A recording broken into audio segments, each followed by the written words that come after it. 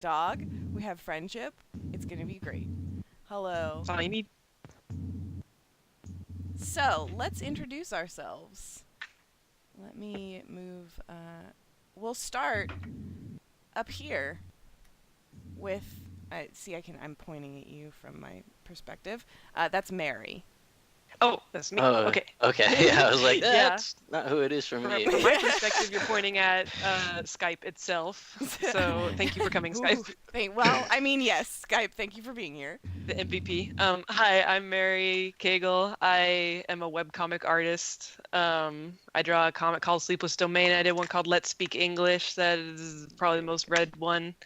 And I draw pictures on the internet a lot.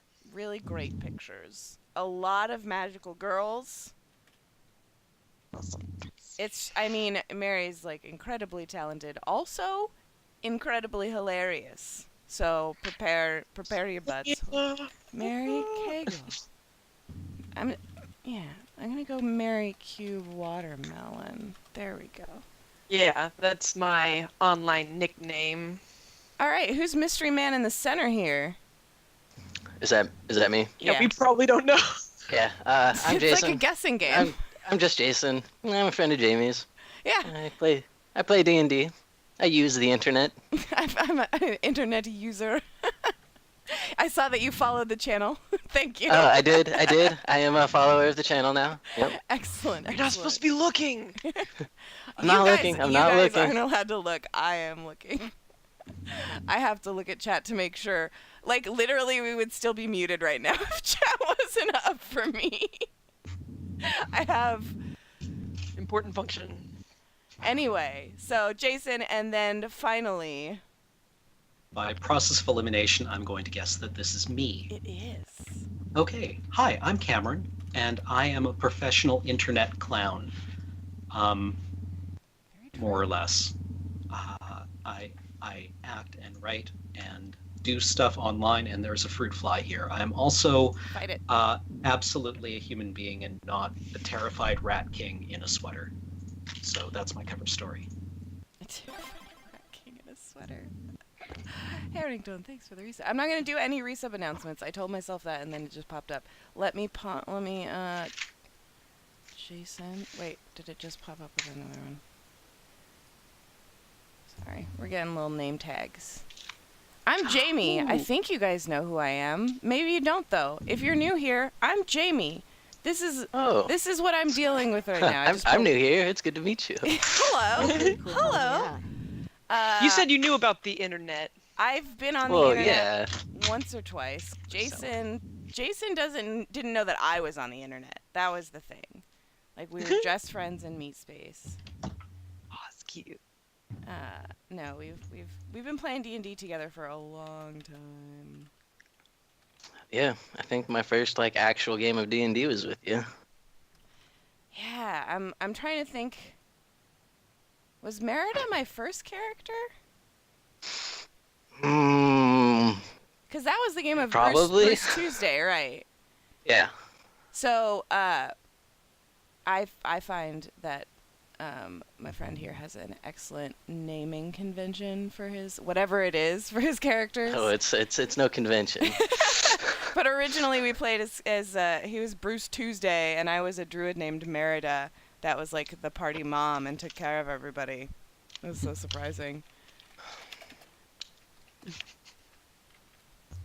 Jason, Actually, wait, no, I think I was the sorcerer. I wasn't Bruce Oh. Tuesday. I was Harvey the sorcerer. You're Harvey that the was sorcerer. That was when Eric coup de grace me. Oh yeah! It was Just- the first video. It was the first video. The first D&D game that like half of the people playing had ever played, and our dungeon master, Jason, got knocked down and kind of like left behind, and we were like, okay, we'll get him in a second, and then the goblin coup de grace him and just killed his character outright, and we were like, Yep. Rude. whoa! Damn. I guess I'll roll another one. And Over reset. Dungeons and Dragons. Yeah. So, speaking of characters, well, let me do one more quick thing here. Cameron nameplate.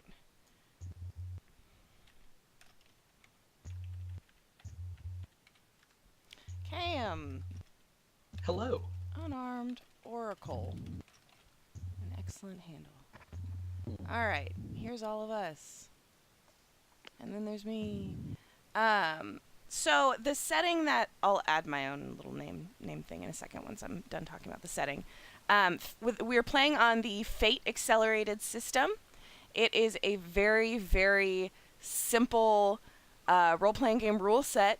It really encourages story and roleplay and conversation. There's no map. There's no there's a lot less of the like your AC is 17. It's more of you try to do this, you make a roll against somebody else or me, and then we decide if you fail spectacularly or succeed spectacularly or somewhere in between. So that is the general gist of how the game mechanically runs. So a lot of it is just, can I do this? This is what I'd like to do now, and then we will negotiate how it goes. You all are somehow associated to the Society for the Preservation of Arcane Mastery.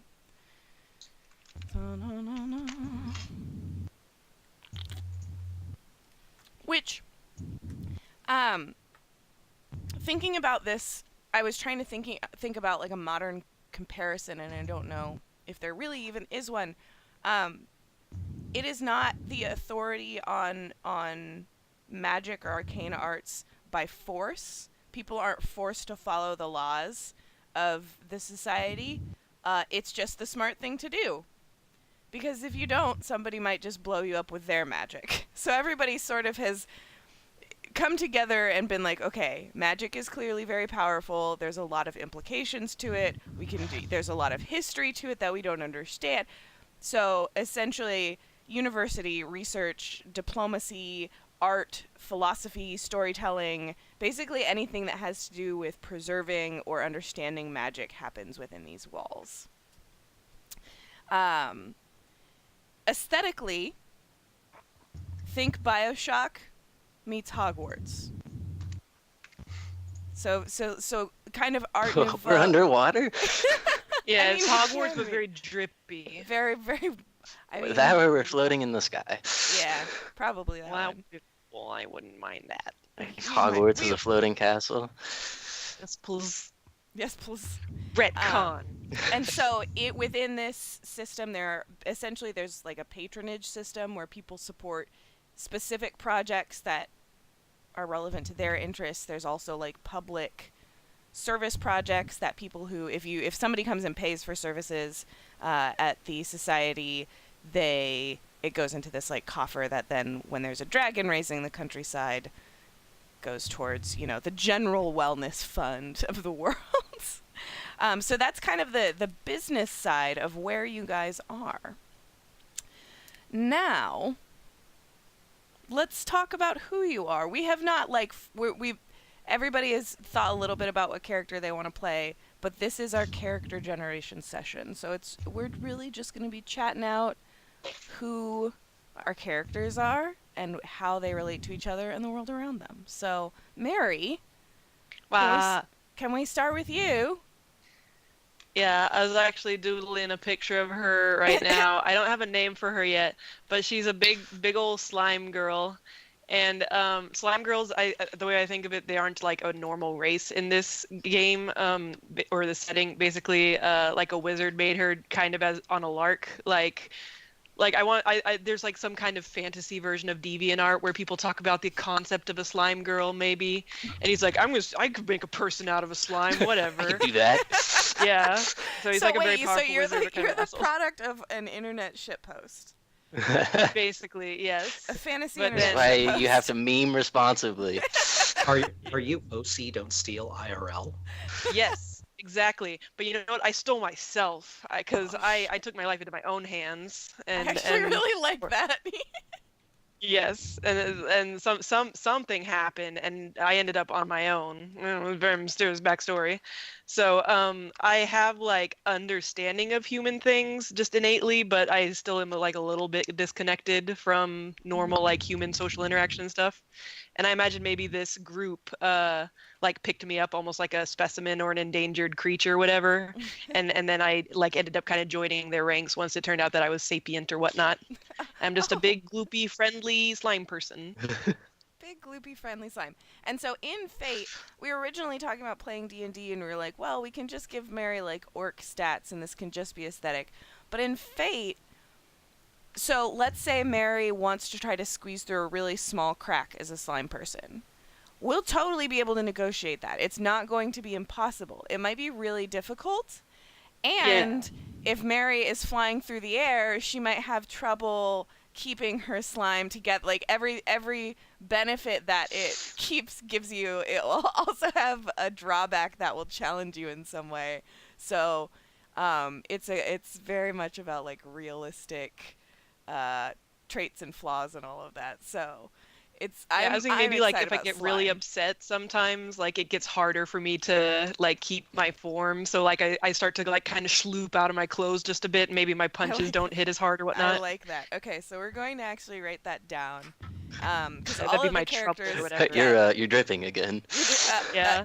You're like, it's stupid. And then I'm just like getting goopier and goopier. And I'm like,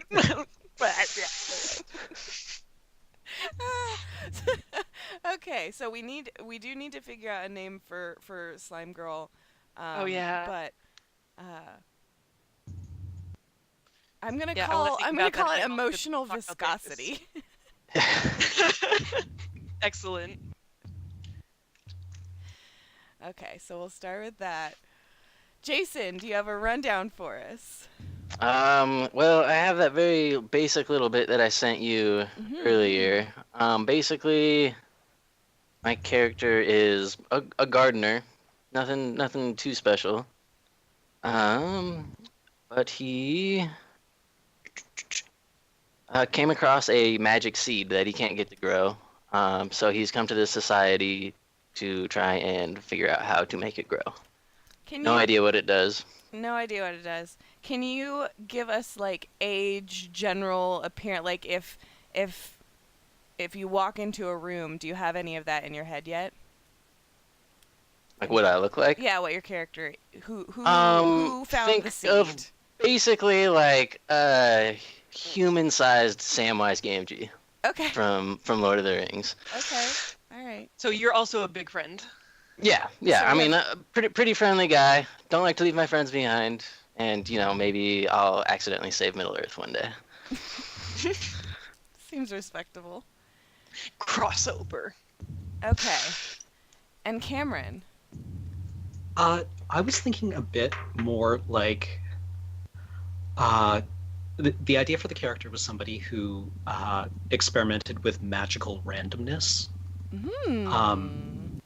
Like his magic he would be able to brute force open a lock, but might not be able to solve a crossword puzzle with it. Right? Because there's kind of like meaning in that. Or it would require like human vetting.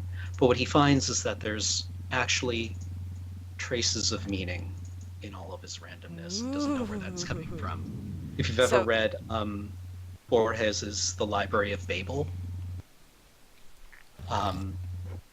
where this library just has like, it's full of books, and it's an infinite library, and all the books are a certain length of pages with a certain number of characters, and it's all just random, right? But you flip through them, and occasionally you'll find like a sentence in one, and just due to statistics, there's Quixote in there somewhere. And then there's all the Quixote fanfic that could ever be written also. And there's like the sequel to Moby Dick, and then there's a not quite as good sequel to Moby Dick, and then there's uncounted trillions of just like somebody held down the letter A. So he's basically trying to solve walking on the specific problems, keyboard. but by metaphorically pulling out random books from this collection. Yeah. Or from the universe. Also investigating ways that randomness can be applied for all kinds of other things. He finds it aesthetically pleasing as well as like stimulating. So we have like sweet slime friend. We have like the sweet friendly gardener, and then we have chaos wizard. But he's cool It's about D it. and D. It's perfect. I love it. I love it. It's good stuff. Okay, so do any of you have character names are hard to think up, right? I just came up with mine. All right, I Mary. think it's pretty good. My name is Gloob. It's Gloob.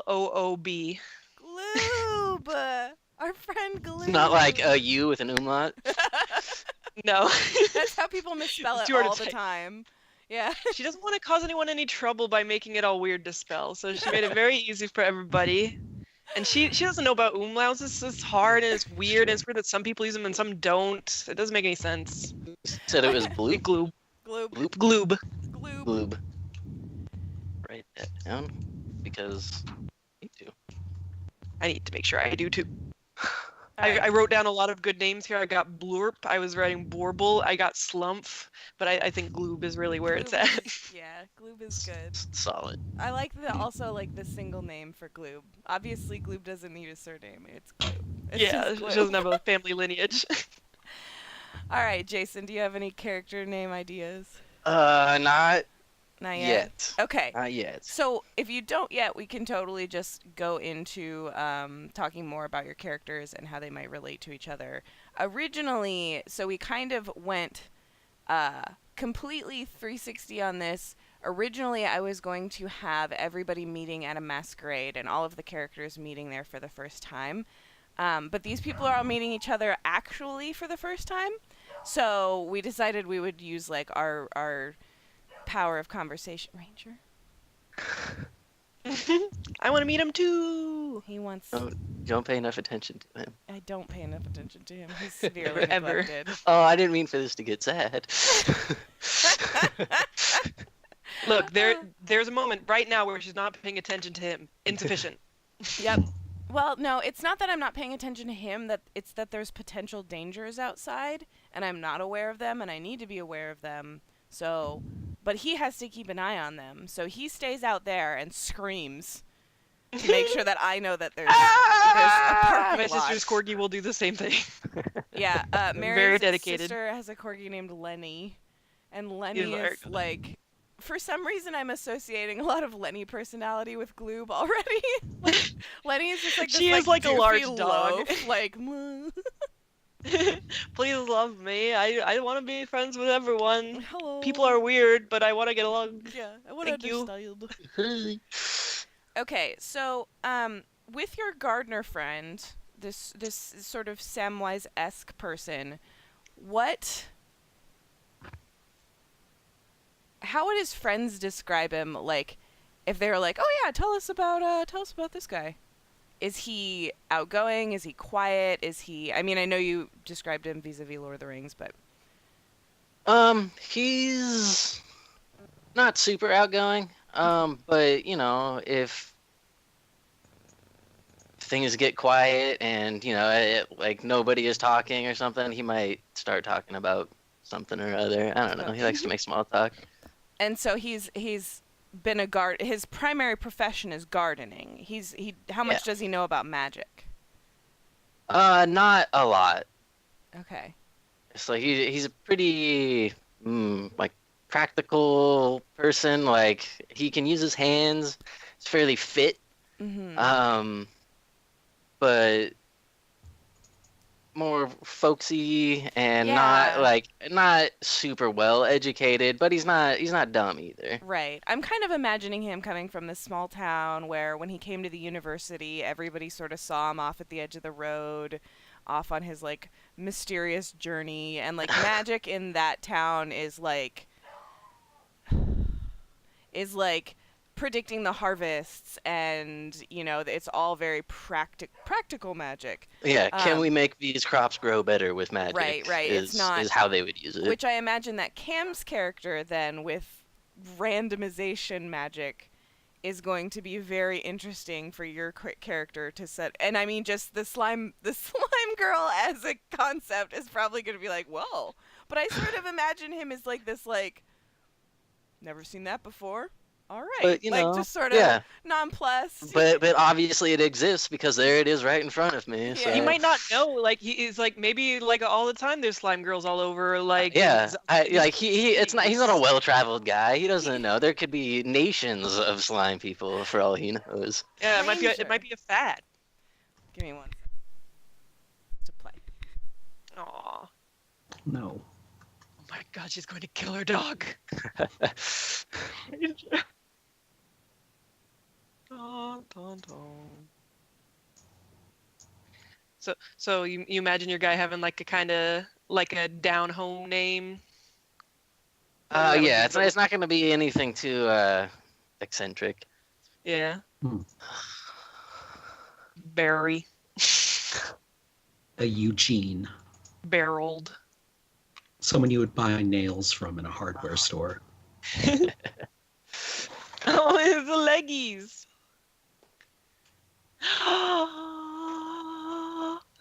It's the hero of my heart. Ranger Danger. It's the kid. Do you want to Look play? at his leggies. He's got little ones. Said, Mom, I tried so hard to protect you. Did I do good? Did I protect you? Okay, good. You're not dead, so I guess I did a good job.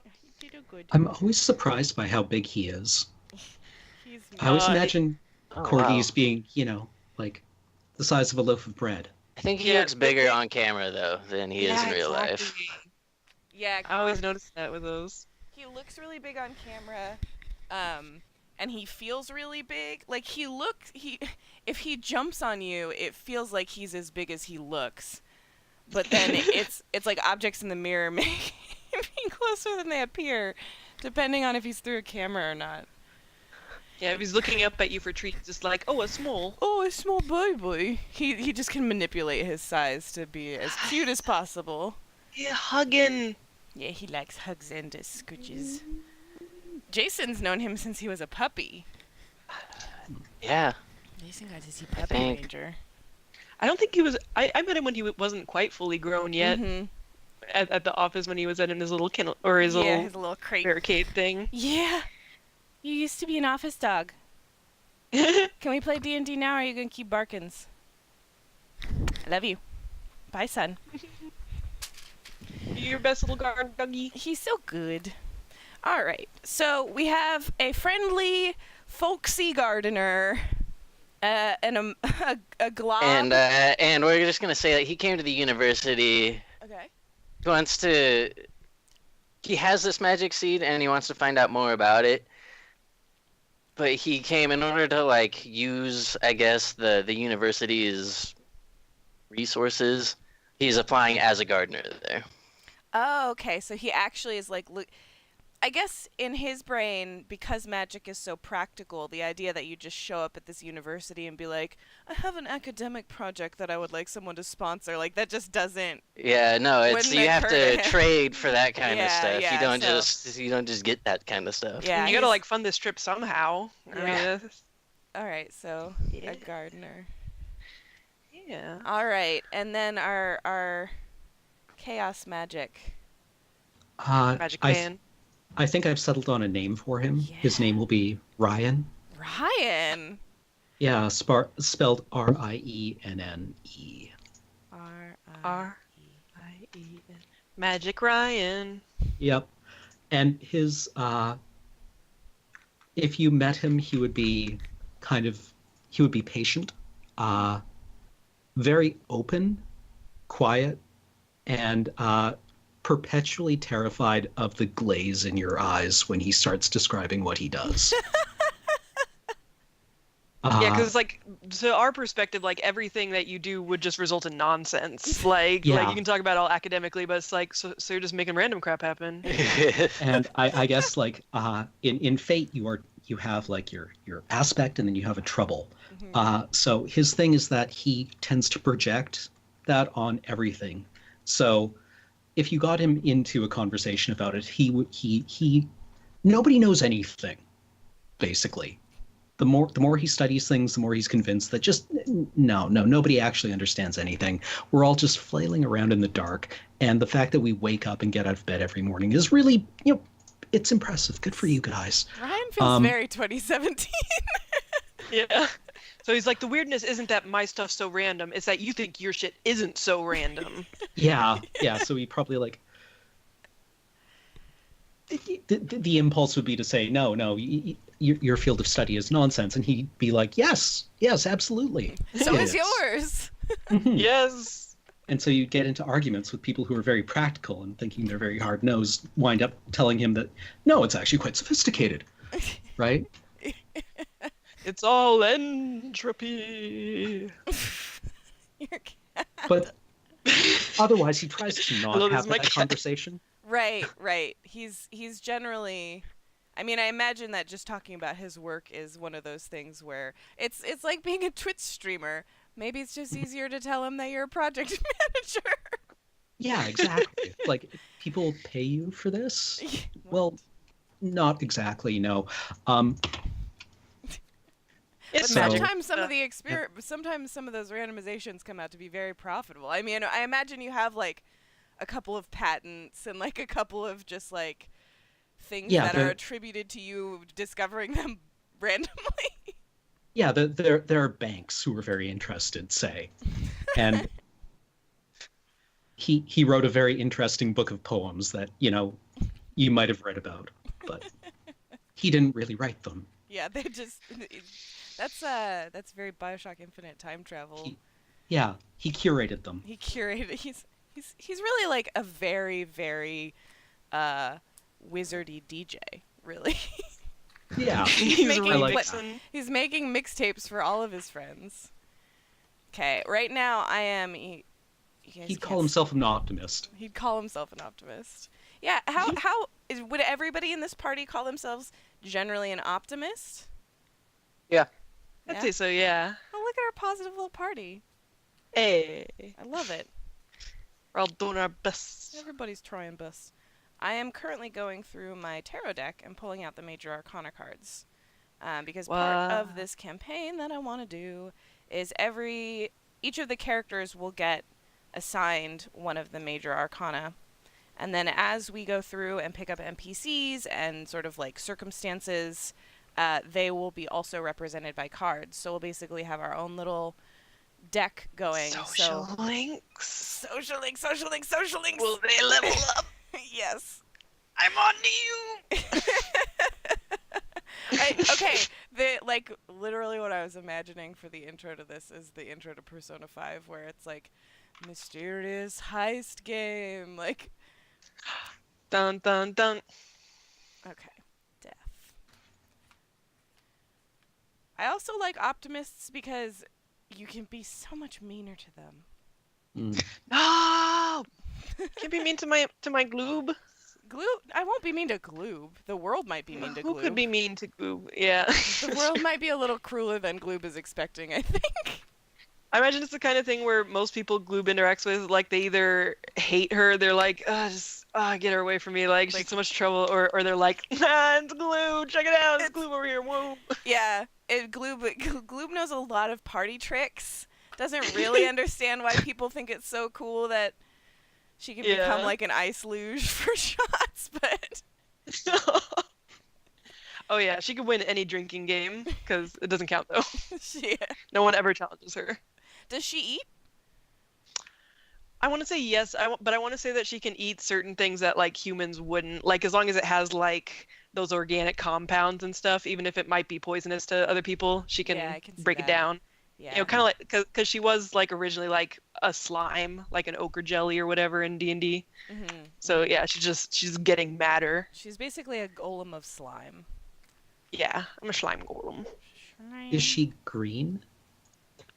Yeah, I want her to be neon green or maybe like a little turquoise. Oh, I like it. But yeah, she looks I totally feel like it weird. could change at any given time too. Yeah, I feel like that could depending go a on little like mood atmospheric ringy, pressure It's like a and food ring. yeah. The way the So sun if you're really reflects. upset and it's hot outside, you're just sort of like a puce color and melting.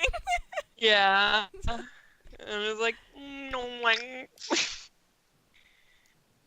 So Gloob is a do-goodin blob. I think I'm looking through my cards. The Knight of Wands doesn't belong in there at all. I mean, there's always strength. Yeah, I'm kind of thinking strength. Strength is Gloob. Yeah. And then I think I'm kind of thinking the Hermit for Jason for your character. Which You mean for Orlando Green Thumb? yes. Orlando. Orlando Green Thumb. Everybody, I am so delighted to introduce Orlando. you And Ryan and Gloob. to the party. Woo! Right now, so far, Party the words people on my in the house, let's page go. are Oh, yeah. Gloob, emotional viscosity. Orlando Green Thumb. Ryan, magic. With an exclamation Rando point. magic. I do think that the magician would be kind of a cool one, but I'm not locked into it, Cam. We can discuss. Because it's sort of the idea that the magician interplays with all elements, sees over all, like, has comprehension of things in a way that... What about Wheel of Fortune? Right. Yeah, I was gonna say, what Yeah. about the wheel? Let's do the wheel. I like the wheel. Hey. All right. Who am I? So we got Am I not magician. beauty? We got strength.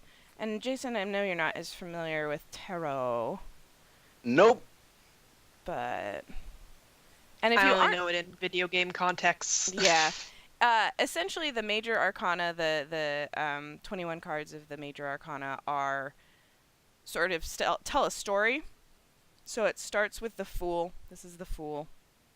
Honestly, we might have a fool on our hands with Orlando, because the Fool isn't particular. They can be foolish, but it's like the starting of the journey, the like naive, enthusiastic expectation.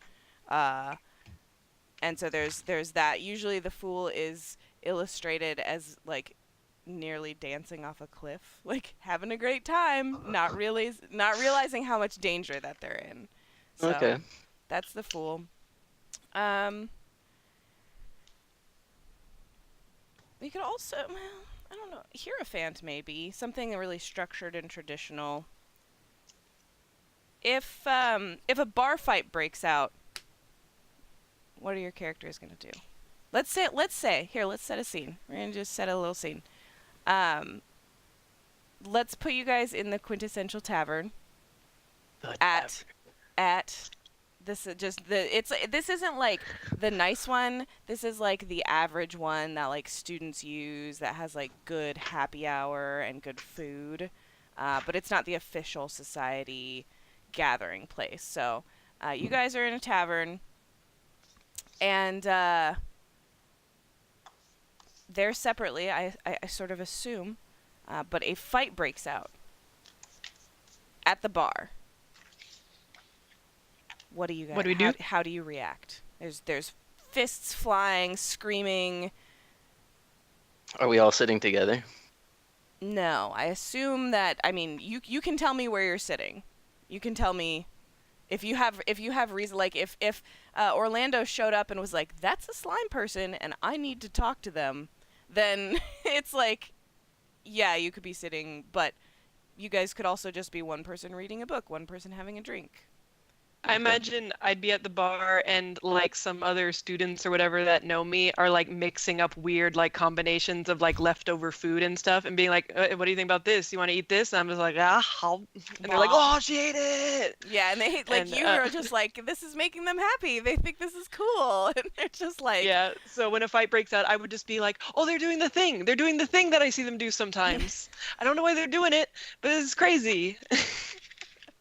So I'm and just I'm excited. sure all the hooligans around you are like, whoa, like.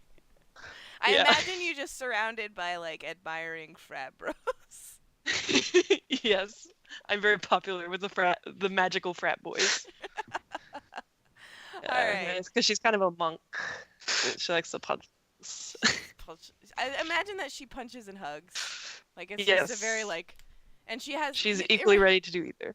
You remember the they come out of the capsule machines, the little slappy hand goop things. Oh yeah. That's kind of what I'm imagining her arms as. Like if she like punches something, it's just kind of wow, and if she hugs, it just like wraps all the way around. Super hug. Super hug It's lube. possible. Okay, what does Orlando do when a fight breaks out? What was Orlando doing the moment before the fight broke out? Well, he was probably kind of at the end of the bar, Mhm. drinking, just having an ale. Nothing too crazy. Kind of keeping to himself. Mhm. And then when the fight breaks out, he would like, assuming there's like a corner of the bar, he would go around the corner and then like all the way to the wall, and just be about as far away from it as he could be. He has no interest. There's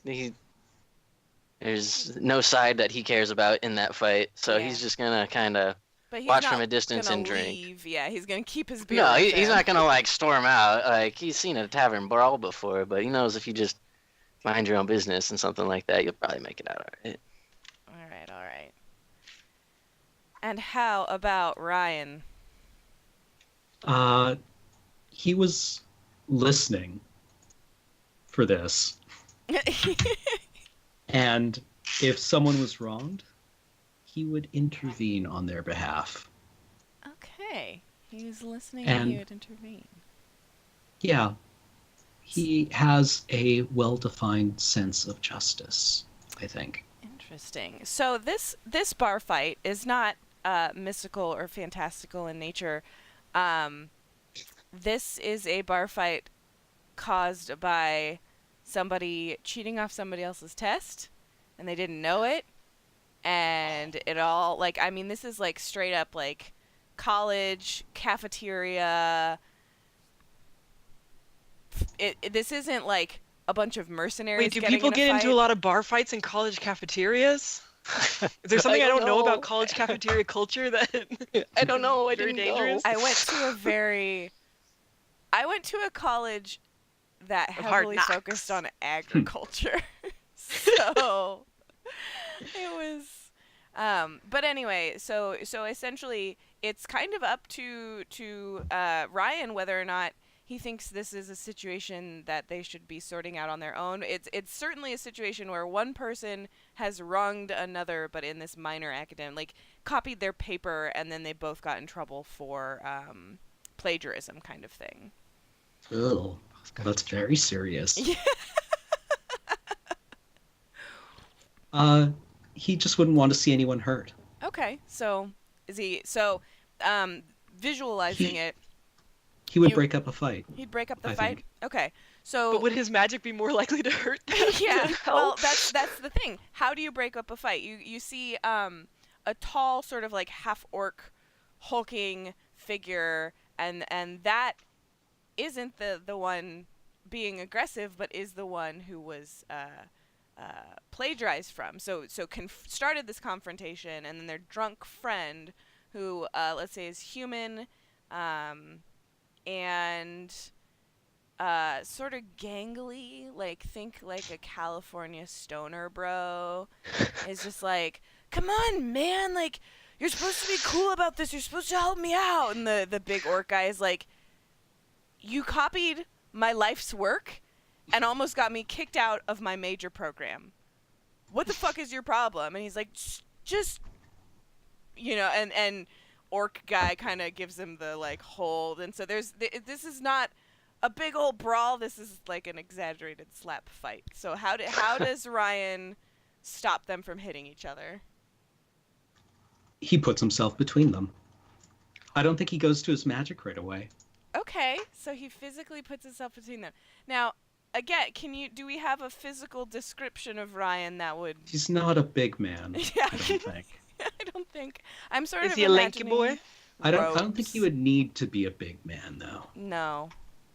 I I imagine. mean, in a fantasy world with like, I'm assuming half orcs implies full orcs, and they must just be like huge, Mhm. all the way down to like halflings. Being a human is, even a big human is not that big. Yeah. No. So, How old is he? Younger than he looks. Okay. How old does he All look? gone wrong. I don't know yet. Yeah. Okay. Uh, You look upon a man, he looks older Younger than than he looks. might Yeah, be. no. He looks older than he could be. he appeals to better natures. He intervenes in things. So yeah, he's grossed out by this situation and doesn't want to see anyone particularly hurt. Okay. So this big half orc is gonna sort of look gratefully when you step in between. Clearly very angry. Like you would say that they're almost just like seeing red. But you step in between, and they kind of like, and then their buddy spills his beer all down the back of your robes or your outfit. Not intentionally, maybe intentionally, but you've interfered. My character's just like wasteful. But this guy, like, just you're not hurt, just covered in beer. But why would they? That's wasteful, right? That's not supposed to do that with the beer. That's for putting in the mouth. I experience a range of emotions. A random assortment.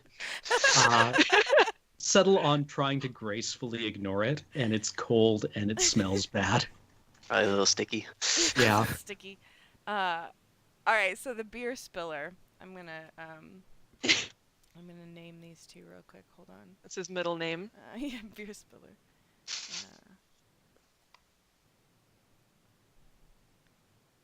Sorry, I'm writing a couple things down at once. I've not been taking notes like I should. So we've got beer spill boy.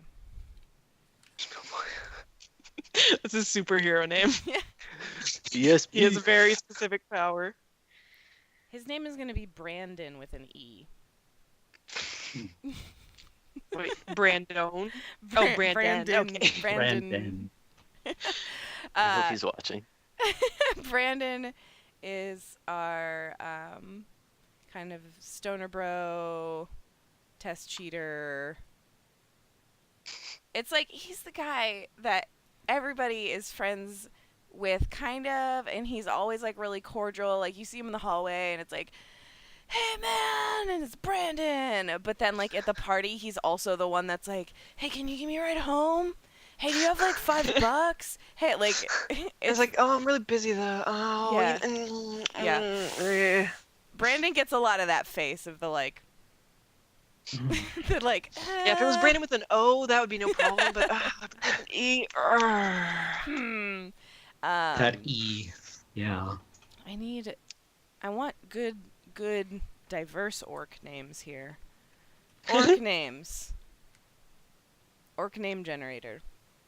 Orctholomew. Clog. His name is Clog. Typical. He's very smart. Clog is like like an advanced level researcher. And Brandon basically stole his like big announcement and like drunkenly announced it at a party. That's what we're gonna say happened. It wasn't a paper copying. It wasn't. He stole Napster from him. He basically was like, "Did you guys know that this guy has discovered this thing?" And I think maybe this touches on a nerve for Ryan, because this person is doing research. There's a lot of like experimentation. Yeah. And then this guy just kind of like spilled the beans on what he discovered at this party. I think I'm intervening because Brandon has no idea how much danger he's in right now. And my main interest is ensuring Clog doesn't wind up going to the slammer for like driving Brandon into the ground like a tent peg if he suffocates. Yes, okay. And Brandon has no idea that he's never been, like, he's been knocked out before, he's been in fights before, but he just sort of sees all of those things as, like, momentary disagreements. In this moment, his buddy Clog is just being unreasonable. He's being too emotional. He just needs to be cool, man. He just needs to chill out. And so when you intervene, and Brandon sort of, "Oh man, sorry, dude. Just like, tell this guy it's totally chill. I was just excited for him, and he's coming at me, and it's just making me really mad." I desperately try to impart on Brandon exactly how bad he has just fucked up. And how do Does you Brandon do that? find that uncool? Is it verbally? Are you giving him the verbally. look? Okay. His eyes glaze over. He does not listen. Like, as soon as you start talking beyond the first couple of words, he's a teenager in first period class on a Monday. He's just like, "Womp, womp, womp, womp." He does not hear anything that you're saying.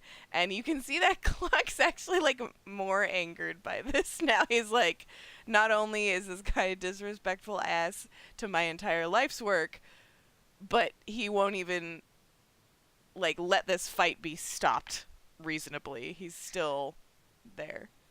Okay, at this point, I would go over to Clog and I put a big gushy hand on his shoulder, and I'd be like, "You have to be careful. I know they seem like they don't break so easy, but they actually do. So if you like hit him really hard, and you're really big like me, so you hit him hard, he might like, and then they don't work anymore, and it's really bad. So you gotta be careful." He stares. He's just like, first his buddy fucked up like his entire life's work.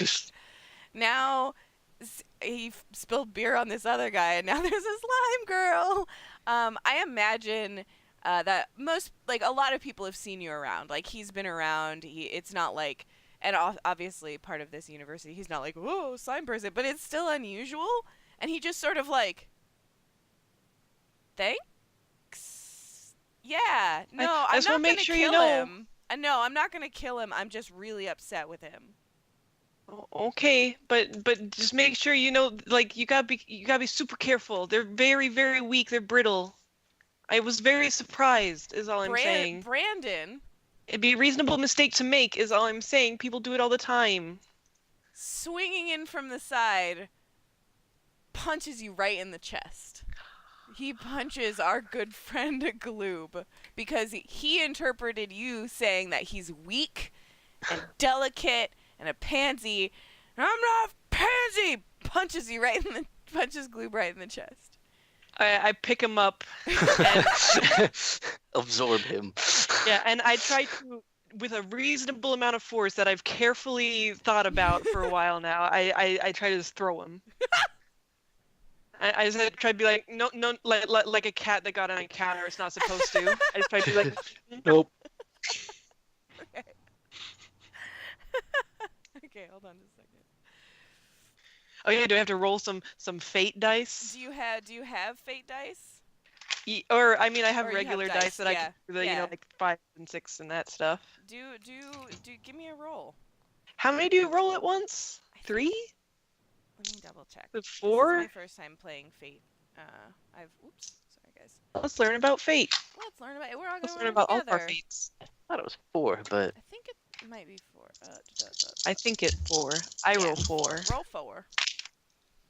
Uh-oh, that's a minus. That's Okay. plus and whatever, so I got a +1. +1. Okay, so this doesn't end catastrophically. You do manage to pick him up, and much like a cat, he's not happy about it. There's a lot of, like, Yeah, his legs are all wiggling and, over. like, yeah, especially the legs. A shoe goes flying. So it's making this scene exponentially more catastrophic. But you manage to toss him, and he lands just on a table, face down, knocking beers all over the place. And then he rolls off of it, and he looks like no longer goofy dude. He looks like he wants to, like, actually hurt you, which is scary. No, that was why I threw you though, because you're not, because it's negative reinforcement. Someone told me about it. So, do either of you want to react to this as it's happening? So I'm assuming, I'm just gonna say that this guy collides with a table Mm-hmm. very close to Orlando, Mm-hmm.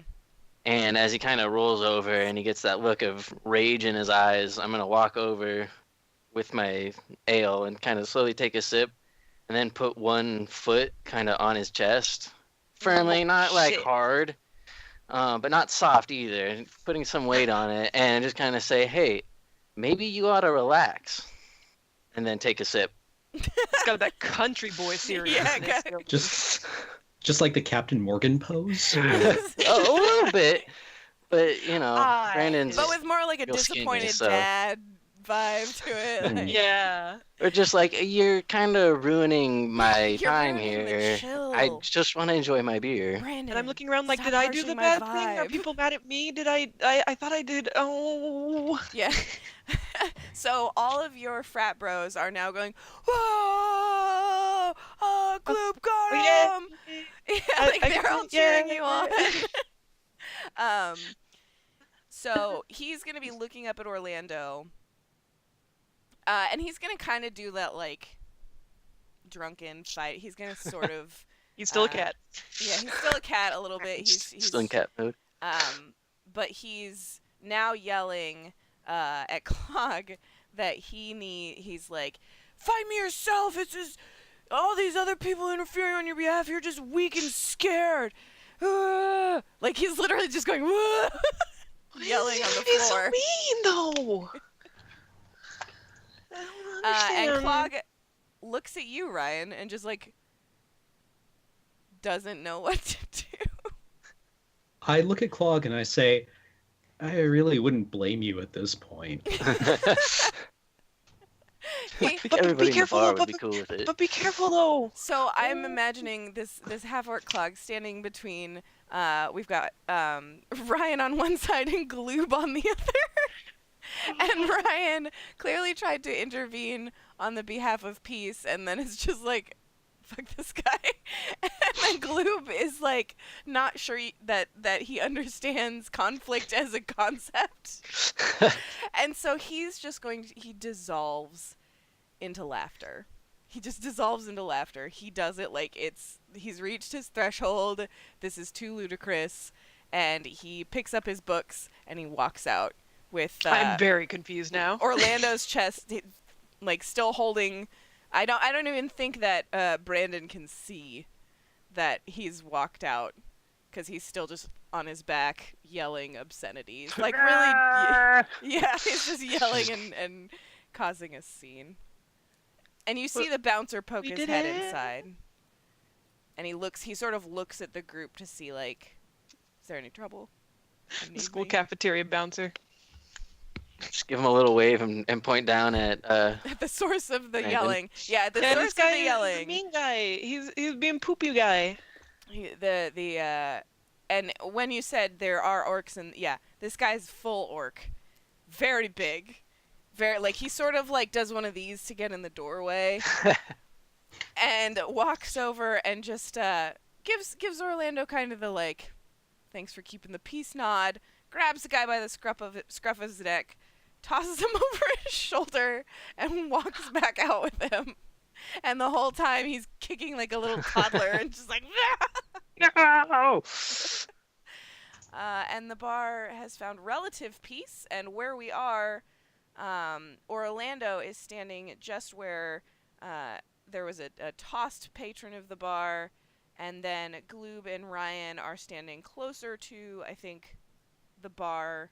So you guys are kind of across the room from each other, but all clearly we're just part of the same conflict. Thank you. Yay. Yeah. I guess I'm drenched in beer Yes. at this point. Mhm. I take off my outer layer. Mhm. I don't know if it's a cloak or whatever, and I'm like, is this a porter? It's just like My character's like, is that the icky one or the good one? I don't. For canonical He didn't reasons, it's seem to have the essentially a Bud Light. constitution. Oh, Yeah, you just got a full mug of Bud Light down the back. Oh, did he spill water on you? oh, that's intolerable. I just look at the guy and I'm like, Really? The bartender actually saw all this go down, didn't feel the need to intervene right off the bat, but the bartender slides you across a little like half drink sample of Ryan's choice. What does Ryan drink? Ryan has I don't know. Ryan doesn't know. Ryan doesn't know it. Okay, so It's random every time. He seems like the kind of guy who'd be like, surprise me. Graveyard. Yeah, probably. actually, yeah. It's like it's either that or he's the one that's like, I need a triple pump soy. Like exactly what his drink order is. He wouldn't say surprise me because that's super irritating, but he'd be like, I'll have that. Just sort of randomly pointed it, and what comes across is a little snifter of sort of burgundy purple, very very strong alcohol, but for your trouble of getting a beer spilled on you, so you don't have an entirely negative association with his facility here. The bartender is giving you a free drink. Oh. All right then. I take that as positive reinforcement. I choose to interpret this at face value. And Sally. All right. So Ryan gets a little drink. You see him over at the bar, and he's just sort of cheers to the room, and a couple patrons in the back give huzzas as thanks of, you guys are sort of seen as having resolved this situation. The heroes of the tavern. You're the heroes of, well, mostly everybody's back to their drinks already. Yeah. The frat bros are back to playing their magical air hockey. The bartender is already, off serving other drinks, but now you guys are all sort of in the same general location. And it's okay if the answer to this question is no. Would any of your characters start up conversation with any of the people around? There was somebody. So Gloob tossed a man. Orlando restrained him from being further violent, and Ryan was the instigator of ceasing the conflict. So that's kind of what you've seen from each other. Yeah, I have no idea if I started a bar fight or prevented one. So I imagine you're just having like an esoteric, like a very deep thought conversation, or like mental line of reasoning about, did I start it or did I end it? How could my magic apply to this? Gloob would go over to Orlando and she'd be like, Did you use some kind of like control magic to make him to cuz like you got on him and then he was like ooh and what you like you had like this like boo power over him. Was that like a magic thing? No, that was my foot. But it was so like bah. Well, I mean, they're not the biggest feet ever, but I mean they're big, I guess. That's pretty cool. I mean, I don't mean to bother you. What's your name? Oh, my name's Orlando. What's your name? I'm Gloob. Oh, Gloob. Excellent. Gloob. Excellent. Now, quick sidebar. Do you think that Gloob would be default used to introducing what she is along with who she is, since she's kind of like a unique creature? Or would she just sort of introduce herself as herself and people can figure it out as they go? Yeah, I think if like someone looks particularly confused, she might like feel the need to explain herself, but she doesn't want to like impose. Like she doesn't want to bother people by being like, "Oh, I'm slime, magically created, blah blah blah." So she's just like, if they seem like they care, I'll tell them, but I don't want to, not everyone cares. There's a lot of weird things out there. Orlando seems unconcerned for the most part. He's a little like, "Oh, that's not something I've ever seen before," but he's not like. Yeah, as far as he knows, there might be a bunch of them around here. It's like, this is all kinds of weird stuff. There's magical air hockey here. I've never seen that before, so. It's pretty cool. Probably pretty easy. Use a little air magic. What do you drink, Gloob? Pretty much whatever. Like, and I go over to your outer cloak that you took off that had the beer spilled on it, and I'm like, can I have not the cloak part, but the beer part?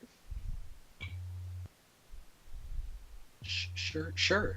and I just kind of like smoosh my hands into it, and I like absorb like the liquid part, and I'm like, it's kind of, whatever. Like it's pretty good. And so, Ryan, you can agree with me on this, but it was in the process of staining, and I think you were probably a little concerned.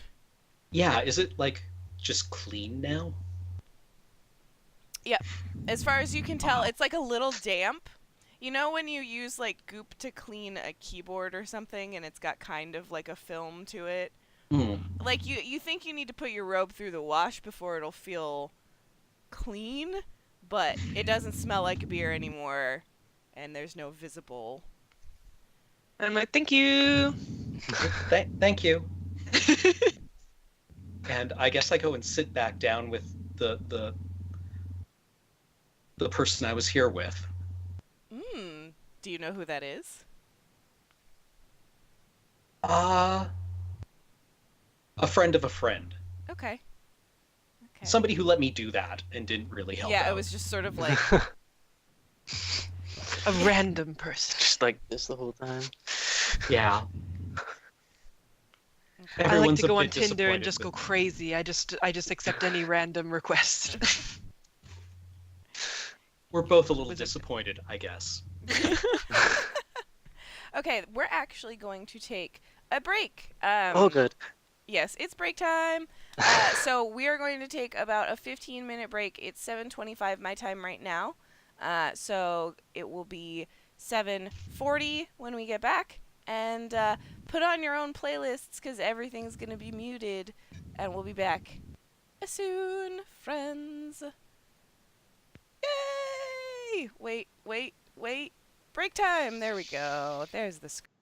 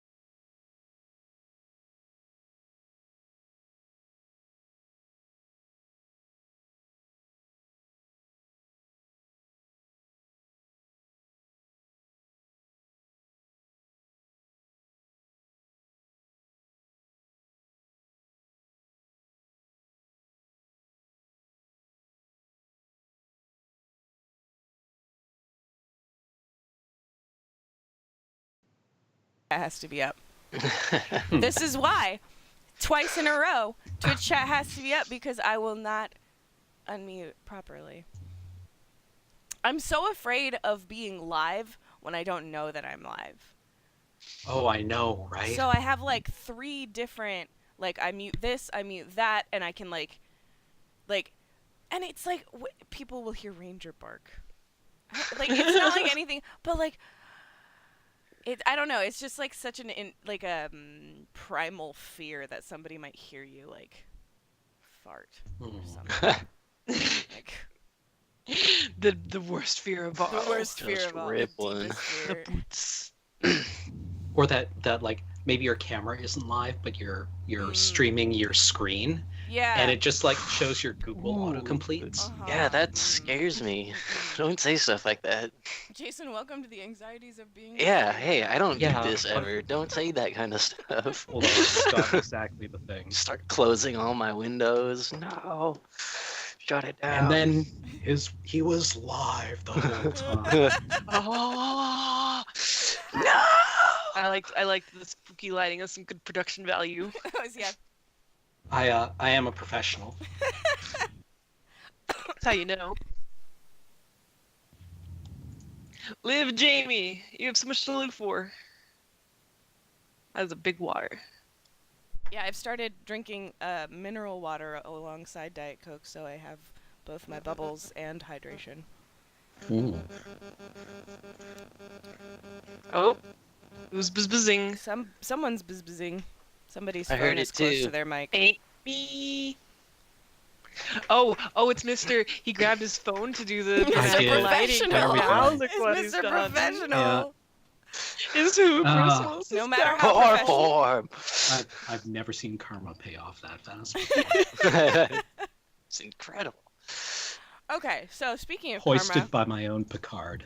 Brandon just was hoisted by his own gloob, and tossed out. Now, I have further scene. We're gonna time out on the scene, and we're gonna go back to character generation. We're gonna talk about aspects. Yes. So I'm gonna read just what it says on the thing. Whoop. The one sentence here. An aspect is a word, phrase, or sentence that describes something centrally important to your character. It can be a motto your character lives by, a personality quirk, a description of a relationship you have with another character, an important possession or a bit of equipment, or any part of your character that is vitally important. So let's talk about what is vitally important to Gloob, Orlando, and Ryan. I feel like Gloob is still figuring out what's important to her. Like she's just kind of like here, and she doesn't really know her place in society yet, so she's working on that. So it's sort of an aspect in the unknown, like finding she's an an outsider. identity is her identity. Yeah, she's on a quest. Finding my identity. She wants to gotta reach find out to yourself. her true self. Yeah, you better see it coming. Sorry, that was a Persona. Video joke. games. Mary and I will end up making a lot of anime jokes that probably will just be us giggling. Yeah. Sorry. Fair. Happens. So, let's see. Badoop. Oh, since we did some retweeting as well, let's actually, I'm going to do a quick recap of who we are, where we are, what we're doing. We have Mary Cagle, Cube Watermelon, playing It's me. Gloob, unemotionally viscous slime girl, just trying her best. It hurts to do her best. She'd do her best. She'd try. Orlando Green Thumb, the friendly gardener. Jason. Woohoo! Woo! Oh, Nice. you did it. So good. That's Yeah! exactly how I Well, imagined I him. think that there's something. Is he a scarecrow or a gardener? What Please if don't he's criticize my stick both? figures. I demand a more casual stick figure. Or anatomically That's right. correct. What's up? That was a stick figure branded. All right, and then We have Ryan the Magician. Cheers. Ooh. Played by Cam. Ryan. Ryan. Spelled Rienne. Mm-hmm. You want to talk about what we just got ourselves up to? Yeah, so we just got ourselves into a little bit of a just, it's the beginning of a brand new role-playing game campaign. You gotta start in a tavern with a brawl. That's how it starts. That's how it's always started. This brawl was pretty standard as they go. I mean, I've been in some non-standard ones. I remember you're all in a tavern when 3 bugbears walk in. Roll initiative. I hug them all. It was like, really, Jordy? Bugbears? Yeah, I like that. 3 bugbears walk into a tavern. Roll initiative. Okay. Well, it wasn't bugbears. It was college bros. One of which had wronged the other.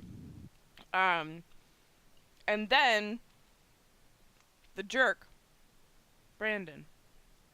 Maybe he's just misunderstood. He's just drunk, really. Yeah. He's just a drunk bro, but he tried to punch Gloob. So Gloob tossed him across the bar. Orlando made sure Like he you didn't get do. back up. Yeah. And Ryan diffused the situation by getting a beer spilled on him. So everything I was turned out fine. ludicrous. Great conflict resolution there. That's what I do, really. I knew you could do it. So, the conflict has now resolved.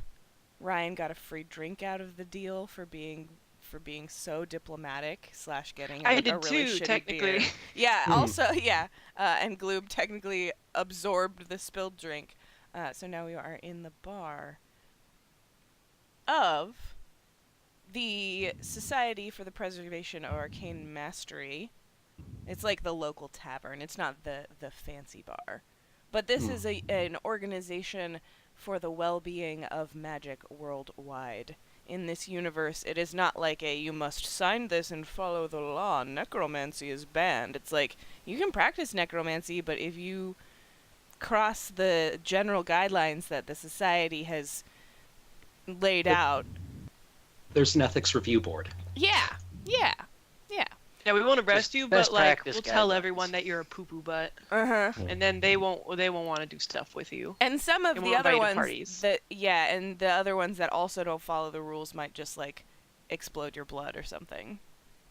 So is there an evil society for the preservation of evil magic? That's a good question, Mary. Are we football rivals? I don't think Gloob knows. I don't think Gloob knows if there are football rivals. Ryan might know, but Gloob does not. So this society is I described it earlier as BioShock crossed with Hogwarts. Sort of Art Nouveau, future tech. Like steampunk has turned into bronze cogs and goggles, but like maybe if we can pretend that steampunk is a fresh word, a new word, maybe one would describe it as steampunk. So that is the scene. We're hitting pause. So Gloob has just recently absorbed a Bud Light. Very, very pleased with that. Orlando settling back down with the beer, and Ryan with mystery drink at the bar. Did you drink the mystery drink? I'm in the process. All right. Good to know. Noted. Roll to enjoy. Am I getting Oh, you're Roll dead. to savor. And you die. So, in Fate, instead of having, like, specific spells and abilities, and, like, D&D really kind of drills down into charts and graphs and stuff. Fate does not, intentionally. All 3 players had the same question independently at times of, is there like a table that I pick aspects from? But no, we just get to make them up and name them. So like Gloob has one already. Great example. Thank you, Mary. Emotional viscosity. So when Gloob gets upset or maybe too excited or afraid, I kind of imagine maybe like a scare goat for being afraid, like kind of like what are those the cornstarch things? Non-Newtonian fluids. Thank you, non-Newtonian fluids. Duh, non-Newtonian fluids. Obviously. I kind of imagine that, like, because Brandon is so weak, when he punched you, he sort of like blobbed. But if somebody really strong punched you, they'd actually meet more resistance, which makes sense with a monk. I think Ranger agrees. Yeah, no, that's what it Yes. sounds like he's saying. I might be the ultimate monk someday. The ultimate slime monk. Yes. I don't have a lot of competition. Kung Fu Panda meets Flubber. Oh god, it describes me too well. I'm offended. I'm just came here to have a good time, and I'm feeling so attacked right now. Yes. Okay, First so of all, Gloob, I've written down emotional viscosity, and then also finding my identity. That's kind of her core purpose. So let's move to Orlando. Does Orlando, the finding the seed, this magical seed, right? Yeah. Is the core Mhm. purpose. Is it curiosity? Is it that it, like, the seed was, like, glowing on the ground and he found it and felt like it was his like, compelled to? Like, why? No, I think it's more he has been a gardener for a very long time, and he loves doing that. He loves to make things grow and do all of that. And then he found the seed somehow, and then tried to make it grow and couldn't, and he'd never found something he could make grow before. So it's almost like And a so- pride is he thing. sure it's a Yeah. magical seed? The end Yes, twist. I'm not sure how, but yes, he does. Okay, well, yeah, well, maybe he brought it to the society and it was identified, and they're like, oh yeah, it's magical. just So don't know question, what. do you know what the magical seed is? I don't. Jason doesn't. I do. Ah. Jason was like, I don't know if that'll ever come up again, but that's just why he showed up. And I'm like, Come on. he came with. I don't know if that'll ever show up again. Literal Check off plot seed. seed. Yeah, like a Please. literal seed of plot. I'm gonna actually title it "Seed of a Plot" for Orlando. You can't put a seed on the mantle in Act 1 and not bloom it in Act 3. Don't you It's a know rule, true. storytelling? Nope. That's like rule number 3, right, Yes.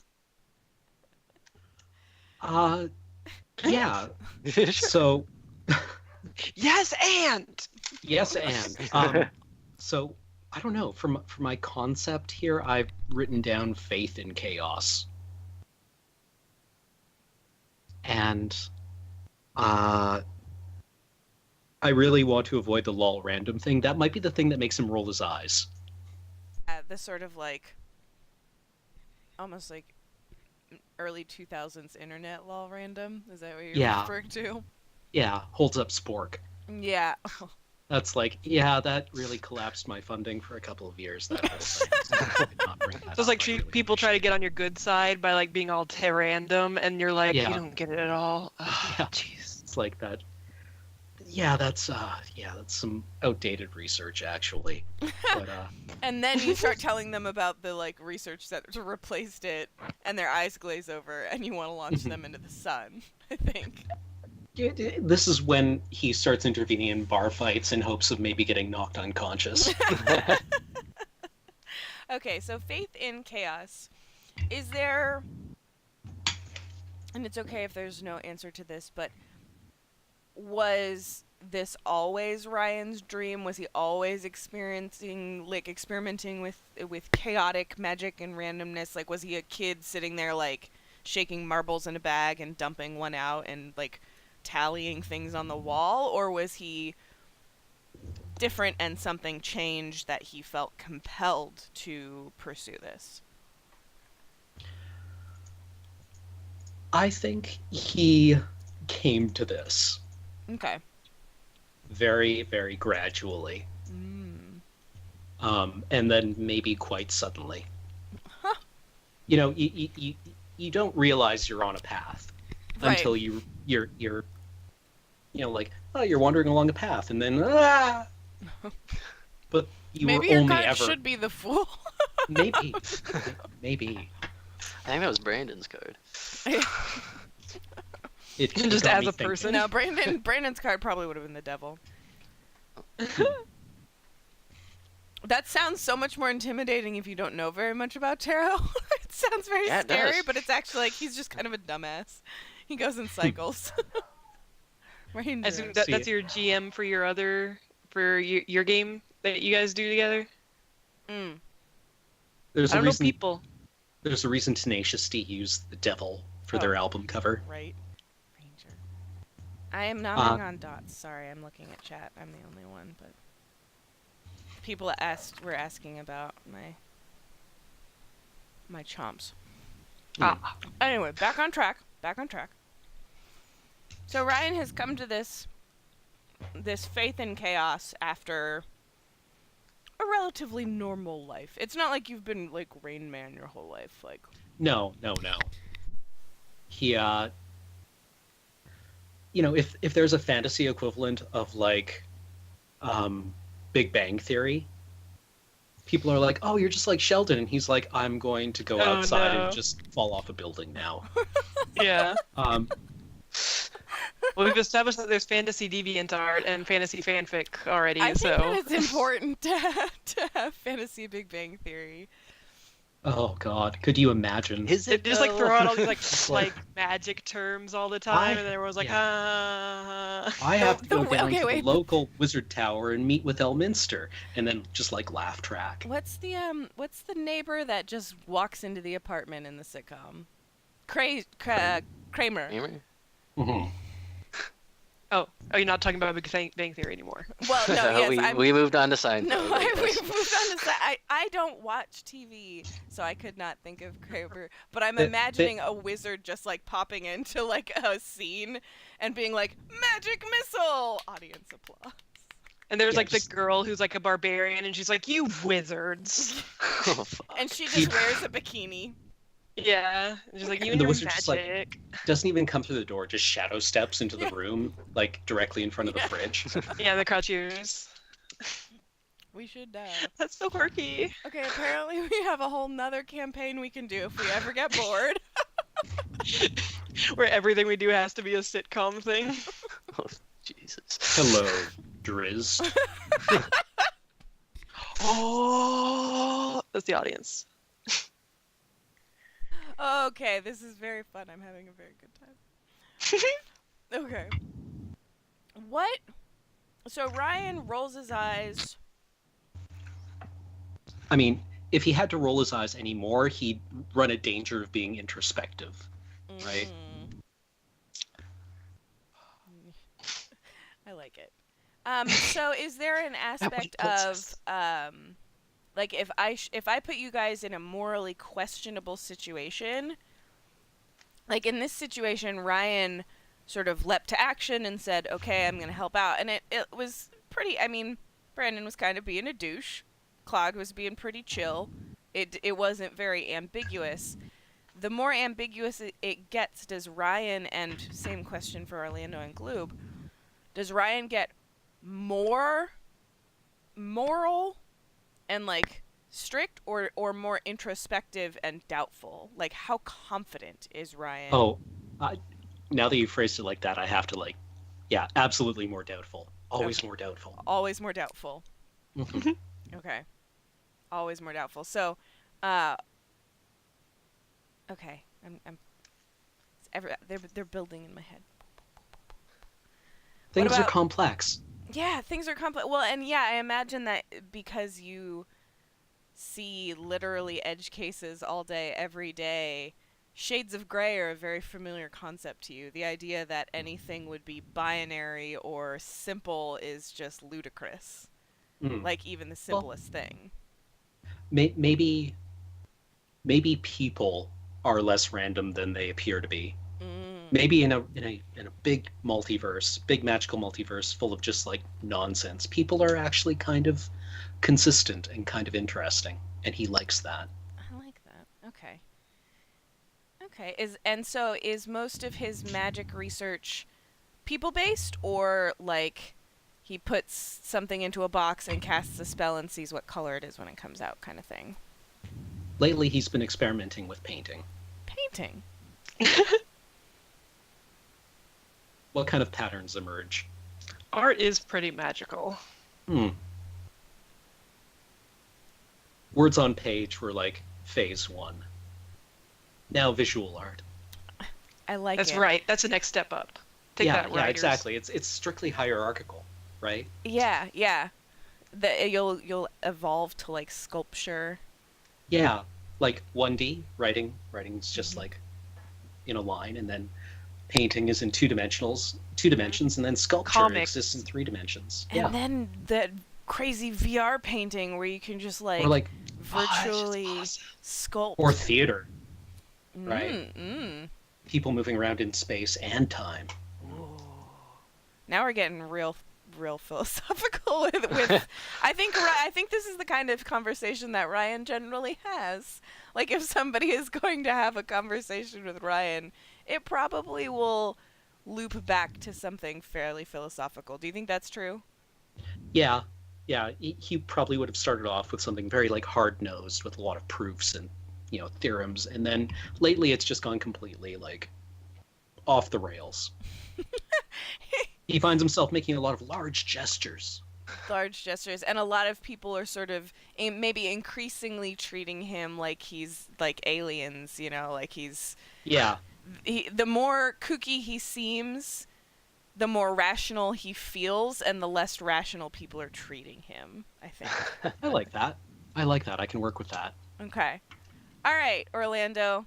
When the going gets rough, what does Orlando do? How does he feel about tense situations? He is really more interested in protecting himself and his friends in any situation. Like, he's not gonna, like in that bar fight, he's not gonna go stick his neck out for just some random people until it starts to get a little close, or it's like, hey, you're clearly being an idiot, and he can put like a quick stop to it. But he's not gonna see like a child in danger and just be like, not my problem. Like, he like something like that. Like, if he sees a child in the way of a horse and carriage that's barreling down the road, he's gonna move to action and try and get the kid out of the way. Action with necessity. Yeah. And do you imagine Orlando having much of a family back home, or like where did we know he's a farmer, a little Samwise-esque. What else should we, that kind of sets us a daily routine for him. He gets up super early. He's very like, there aren't lazy farmers. he's going to be pretty regimented and self-disciplined. But then at the end of the day, after he was done with his farming, smoking a cigar and reading a book, was he going to the local tavern and socializing with his friends? What did he do? Probably a little bit of both. He was probably living living by himself, and then selling his fruits and vegetables and what have you, and tending his nice garden. Has he ever had a family?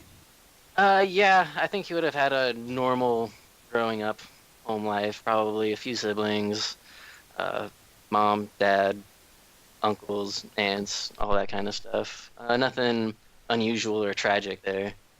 And then he just, sometimes, I'll kick back with a pipe and a book at the end of the day, and then, Friday nights and Saturday nights he might go to the tavern, but he's not doing that like every night. He seems like a pretty laid back, like he's just living. It's a little Stardew Valley. It's like just he's living a pretty simple life. He's living the Hobbit's life. All right, living the Hobbit's life. And how old is he? 29. And human? Yes. Is Ryan human? Yes. Okay. We have 2 humans and a slime.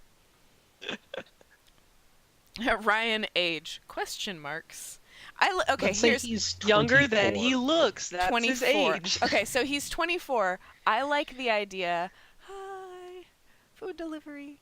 I like the idea that when people ask him his age, he answers this like long tirade about how age is actually more relative than we think it is, and like it's like he won't give somebody a number because the amount of time you spent in like mindful present, like just like it immediately becomes very much about his work. Maybe he's a little defensive about his age. Yeah, Yeah, I want to believe probably. that's his cover Yeah, for that's being kind of his self-conscious cover. about It's it. like, Mm-hmm. but age doesn't actually matter. Yeah. What Dad. doesn't? Why do you care? Yeah, I could have been born at any time. The universe is Mhm. random. Okay, so, and then Gloob. I feel Oh. like Gloob's kind of a baby. Yeah, I think like she's like 3 max in terms of how long she's actually been a humanoid. Yeah, maybe only like a couple of years. Yeah. Yeah, so she's still like in terms of moral quandaries, like she will always try to do the right thing, but you know, if something gets a little too complicated, she might be like, "Oh, would other people know what the right thing to do is here? Like, am I the only one who doesn't know what the right thing to do is?" And then she'd probably start like blooping a bit with her emotional viscosity. She'd be like, "Oh no, I don't know what to do." When she loses her confidence, she just loses her shape. It's like, Yeah. D&D, an excuse to buy pretty dice. oh my goodness, the audio is still on for my the donations, but I haven't been watching. Thank you to whomever that was. I heard pretty dice. That sounds like a really great idea. I have so Pretty many dice. dice, but I don't have the fate specific dice. I mean, obviously I can use a d6, but like, if No, I plan to put little stickies on them with the symbols. can I tell you guys something that's like the most Jamie thing ever? Always. Go for it. Earlier today, I was like, I need fate dice. And then I was looking at them online, and I'm like, these are all kind of dumb. And so I just ordered a bulk box of dice so I can make us dice for the campaign. Heck yeah. I got like 50 dice. So you never I'm know. gonna We start don't need the... learning how to like screen print on little dice, or like figuring out the best method of like hand making. This is a very me thing to do. Like, Girl, you... I don't have enough work to do. Let You me need like create a huge magnifying glass. Oh, but what I'm hoping, because theoretically I'm getting a Glowforge eventually. Like, theoretically. What is that? A Glowforge is, it's like the opposite of a 3D printer. It's a laser cutter. So you can put, like, the example that they show is you put, like, a laptop in there, and then it can engrave the lid of the laptop safely. Oh, shit, yeah. Like, it's very fancy. It can very, very fine. I ordered mine, like, 3 years ago.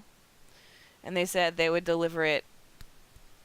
But everybody I've talked to, like I personally have talked to people who have used them, and they're like, it's as incredible as they say it is. And it's just like, early adopter syndrome, I need it. Ugh. I need the laser machine. But theoretically I'll be able to put a little dice in it and just choop, choop.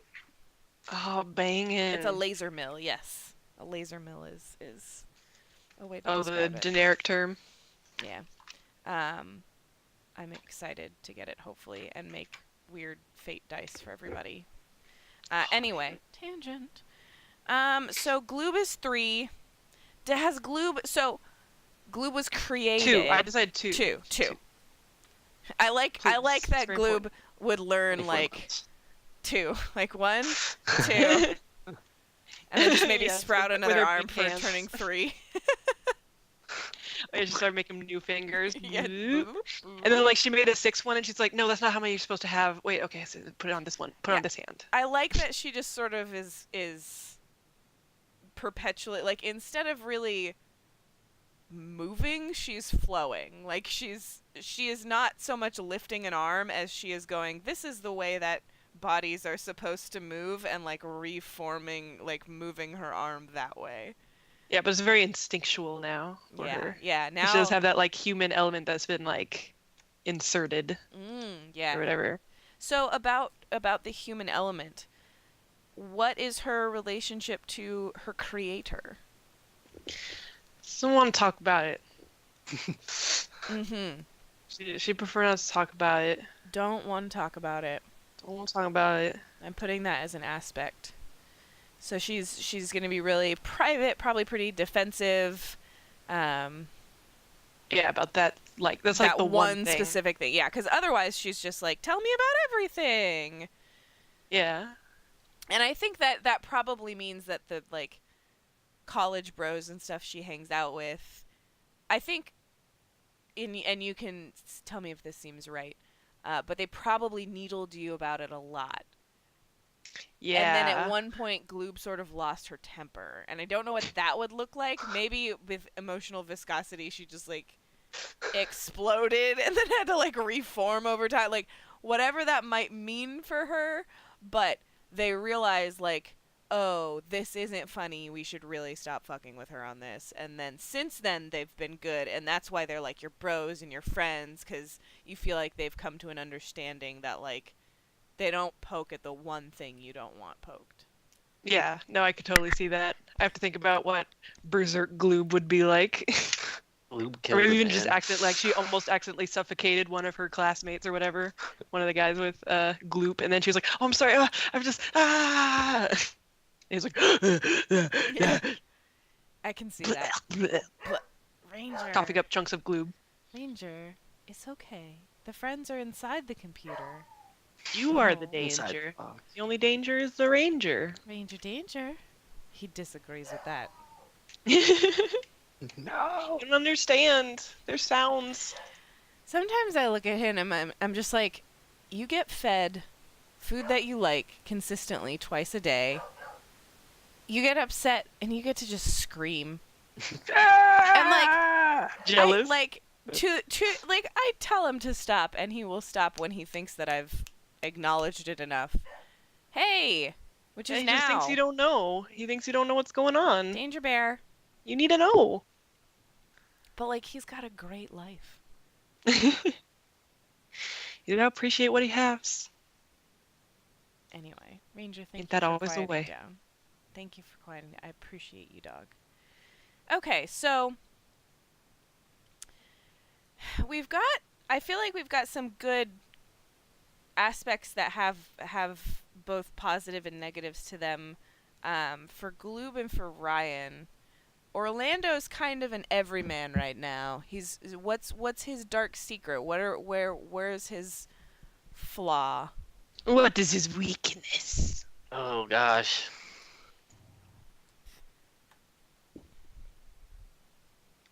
Oh no. It's okay. I mean, so he's got Just this a perfect cool seed. guy. He's just a perfect friend. I mean, the thing is, he doesn't have to have like this huge dark secret. It's totally okay to play an average guy. I mean, he kind of is. He's really only there to, check out the seed and see what that's all about. He just wants to grow stuff. Is any He's part of not- him self-conscious about being, like, kind of out of place here among all these crazy magic weirdos? Probably a little bit. Well, probably a lot of it, yeah. Because, I mean, magic is something that he just doesn't see every day. So for him, probably wherever little village he comes from, it's probably pretty rare and is just used like sort of like ritual kind of magic is used to make sure the crops and the weather and everything is supposed to be the way it's supposed to be. I think magic would be pretty similar to the evolution of technology that we've all seen in our lifetimes, where the cities and like the universities, they have the most of it first. They sort of attract all of the rural farmers that might be interested to those cities and those larger places anyway. So by just like a practical virtue, the further out you get in the country, the further away from large populous civilizations, the more rudimentary or simplified magic becomes. And I don't think that And there's very specialized. yeah, specialized and I think very cultural, religious. You go out to the middle of nowhere and you might find this sort of fantasy trope of like seafaring people who know weather magic super, super well. But that would be the kind of thing where, depending on the environment that they came from and what they would need their magic for, they would probably have like one really super advanced specialty, and then otherwise they don't know that slime people might exist, kind of thing. Kind of like Just as an example. Just like if you went to a modern farm, they're pretty sophisticated, yes, right? yes, But in the grand scheme of things, a tractor is a fairly sophisticated piece of technology. Mm-hmm. Maybe a rake is also a fairly sophisticated piece of technology. Yeah, that's kind of what I'm. But yeah. you just don't think about it that way. Yeah, you don't Yeah. really. Right. At one point, it was. Yeah. Mhm.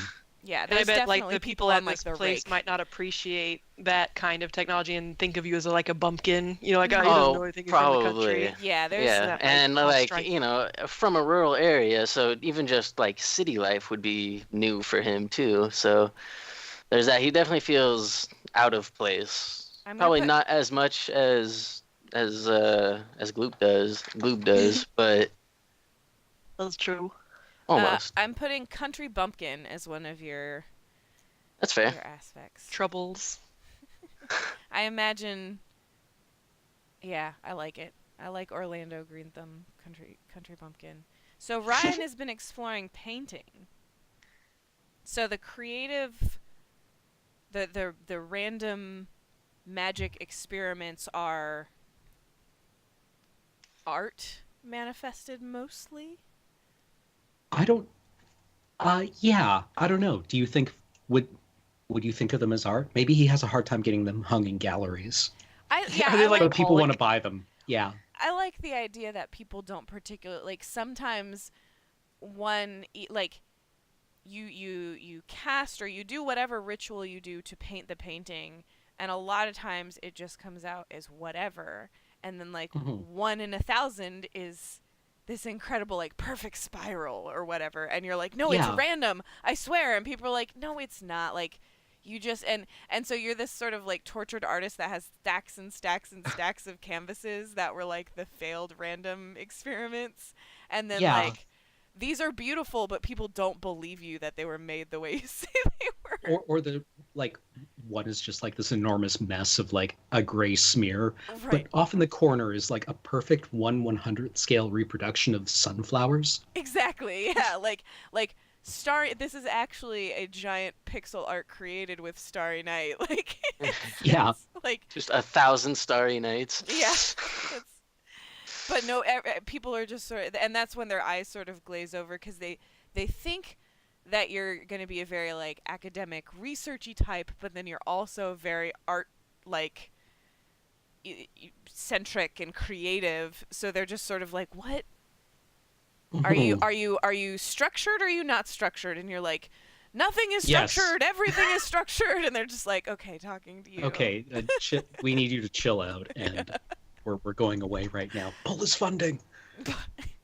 I like that there's probably somebody in the organization that just has a lot of affection for the work that you do. So even though there is some of the like, pull his funding, or like, what does that guy even do? I think that person would have an appreciation, whomever they are, for how much work you're actually doing, and like they get it. So you do have like an ally somewhere in the system. Yeah, a patron somewhere. A patron. Yeah. Think about who Yeah. your patron might be. Are they here drinking with you at the tavern? Mhm. Nah, it sounded like he was having a bad date. Or a bad, Oh. like, academic date. I don't know what academic An could be. awkward study session. Yes. It can That's like a be- date for Yeah. brains. Yeah, exactly. It's like, that scene in The Simpsons where Montgomery Burns opens the door with 1,000 monkeys working at 1,000 typewriters. And he's like, soon they will produce the greatest work of literature that human minds have ever known. And he pulls the sheet of paper out of one of the typewriters and says, it was the best of times. It was the blurst of times. Fool! And just like slaps the monkey. Yeah, I like this. I like this. That's my patron, basically. Like Willy Wonka. Okay. Jason, we've got seed of a plot. You don't know what the seed does. I do. Action with necessity, living the hobbit's life, country bumpkin. Gloob, emotional viscosity, finding my identity, and I don't want to talk about it.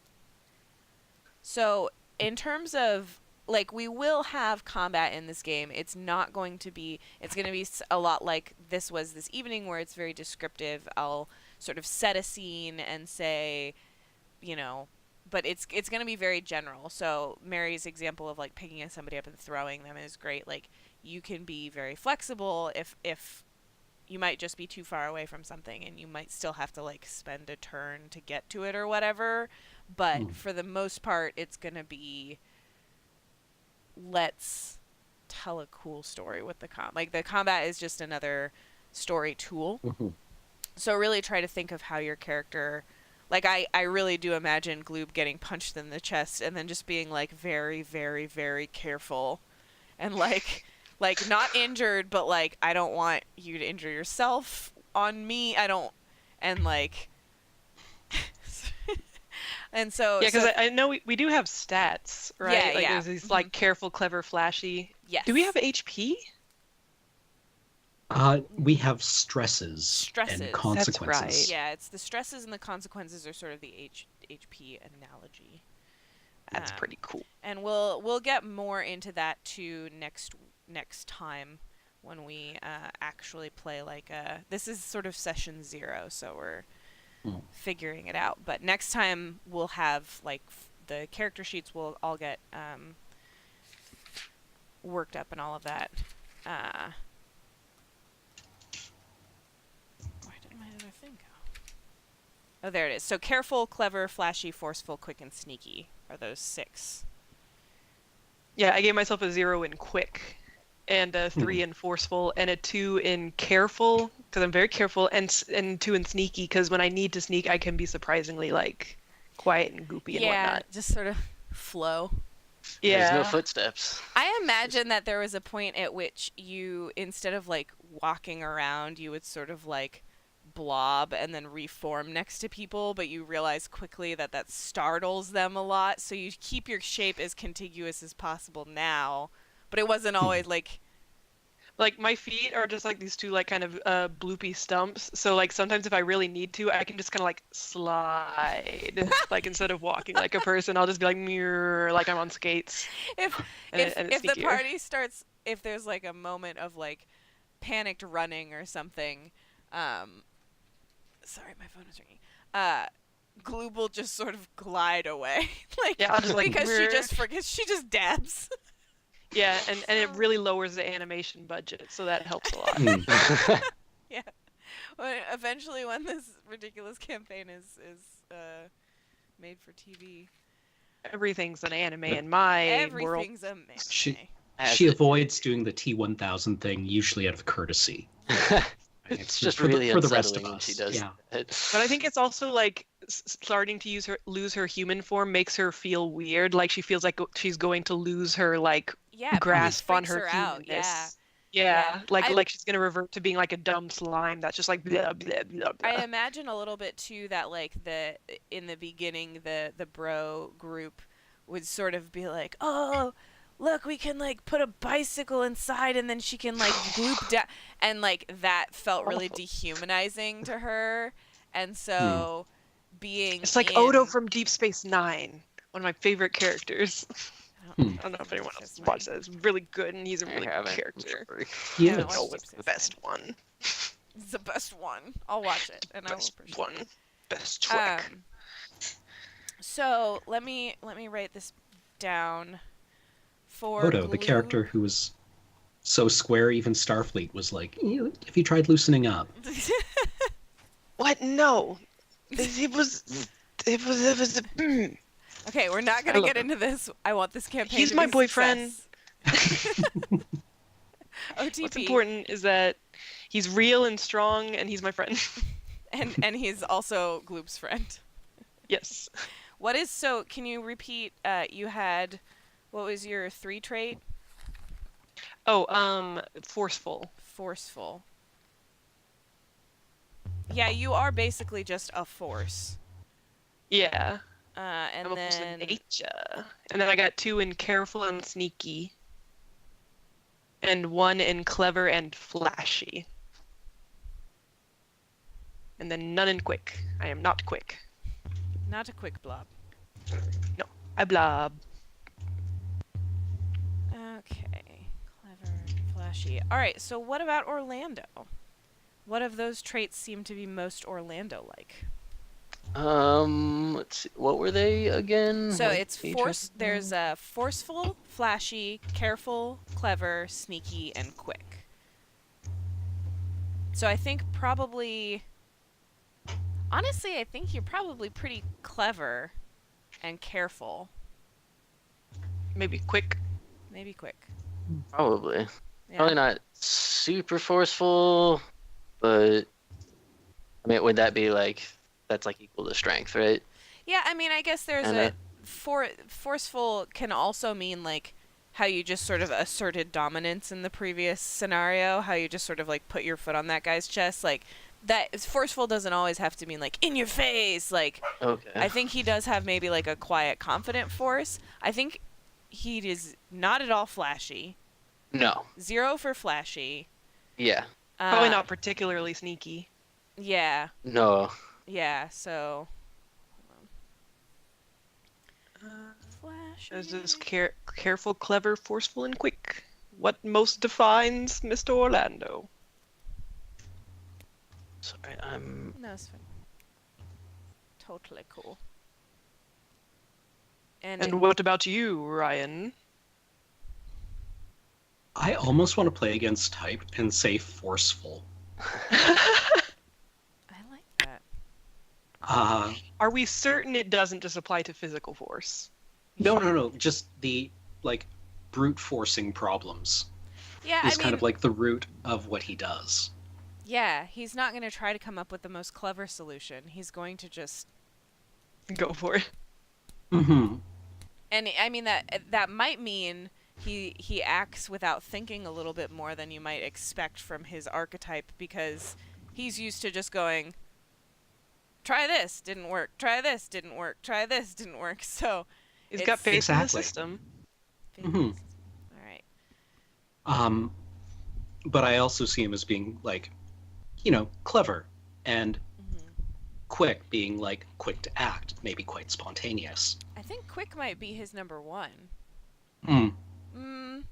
Or clever. Like, Or forceful. intuitively, I put down clever as being his number 1 because Yeah. he tries to think through problems. I think we're going to do clever, forceful. Does that sound good? Yeah. So it's 1 at 3, 2 at 2, 2 at 1, and 1 at 0. Correct. Yeah. Okay. Yeah. So what's his 0? Probably flashy or maybe careful. I Yeah, like careful makes sense to I me. think careful's leans into the mad scientist a little in a way that I like, where Mm. you have to have some level of recklessness to deal with randomization magic. Like, Mm, I mhm. bet occasionally when you pull one of those paintings out, there's some demonic shit on there. Like, you have to be ready. Like, as much as a beautiful thing may be created, you also have to know Yeah. that, like, Yeah, sometimes it's just, accidentally Bruegel the Elder, right? yeah, right. Bruegel? I don't know. But yeah, okay, let's do careful at 0. Careful at 0. He's reckless. Reckless, clever, forceful, and then clever. Clever's probably your other 2. Oh no, clever's Yeah. your 3. Clever's Sorry. my 3. We'll do forceful and quick as my 2s. Okay. And then I guess sneaky and flashy wind up being his tertiary functions. Mm-hmm. Which is interesting because it's like he's neither particularly sneaky nor flashy. He's just doing his thing and he doesn't care whether anyone else notices or not. Yeah, Yeah. I imagine maybe that in he's the just right accidentally situation. flashy. Yeah, I Yeah. imagine some people sort of interpret him as like being very extra, like, but it's not. It's just him being him. They just don't Yeah. get it. They The just don't- accidental flashiness of Yeah. you know. quirkiness. Yeah. And I think with sneakiness too, like, it's not so much that he would lie. I think Hello, that he just Franz. might Maybe just expeditious. he might not, it might not occur, like, he wouldn't feel like it was necessary to tell someone the whole story. Like, everything Expedient. expedient. Or he'd try to tell them and they wouldn't get it, and they'd be like, Yeah. ugh, he didn't tell me. He'd be like, I tried to. You just I didn't tried to understand. explain it to you. Like, that's probably the original. Yeah, it's like, all right, they're not going to get this, so I'm going to tell them this. Right. Yeah. I like that. The All right. puny minds couldn't handle it. Yeah. You know how it be. Okay, so back to Orlando. We know Sneaky and Flashy are his 0, 1. Yeah. What numbers can I have, or what? 2 2s, 2 1s, 1 3 1 0. Yeah, sorry, 2 2s, 2 1s. And a single 3 and a single 0. Mm-hmm. 3. Okay.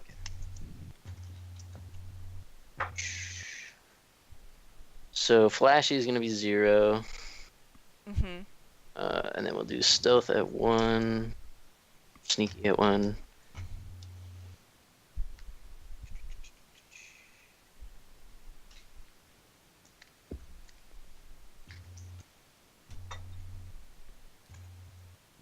Choose your destiny, Orlando. I think probably Force and Clever at 2.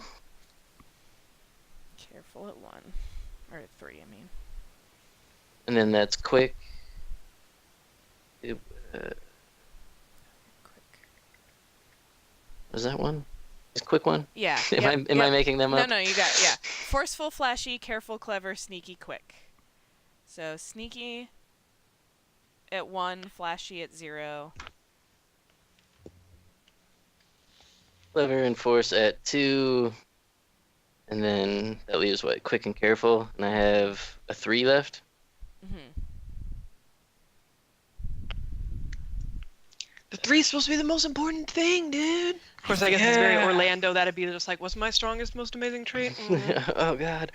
I think it would let's be do- Careful because he is taking care of like he knows the value of putting work in to get out quality, right? Like he's not going to be reckless. He's going to want to understand the situation and then be able to appropriately react, I think.